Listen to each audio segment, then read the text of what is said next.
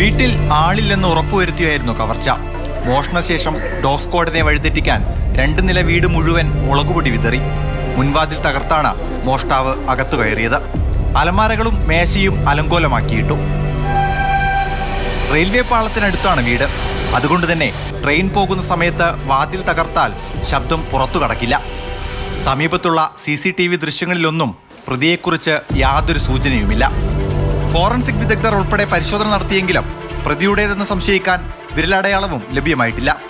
ചുരുക്കി പറഞ്ഞാൽ കവർച്ച നടത്തിയത് പ്രൊഫഷണൽ മോഷ്ടാവാണെന്ന് വ്യക്തം. റെയിൽവേ ട്രാക്കുകൾക്ക് സമീപമുള്ള വീടുകളിൽ മാത്രം കവർച്ച നടത്തുന്ന സംഘത്തിലേക്കും അന്വേഷണം നീളുന്നുണ്ട്. ഇരുട്ടി തുടങ്ങുമ്പോൾ വെളിച്ചമില്ലാത്ത വീടുകൾ നോട്ടമിട്ട് വെക്കും. പിന്നീട് അർദ്ധരാത്രി എത്തി മോഷണം നടത്തുന്ന സംഘമായിരിക്കാം പിന്നിലെന്നാണ് പോലീസിന്റെ വിലയിരുത്തൽ. എന്നാൽ കവർച്ച നടത്തിയത് എത്ര പേരെന്നോ മോഷണശേഷം ഇവർ എങ്ങോട്ട് പോയെന്നോ ഇതുവരെ അറിയാൻ സാധിച്ചിട്ടില്ല. മാതൃഭൂമി ന്യൂസ്, കോഴിക്കോട്.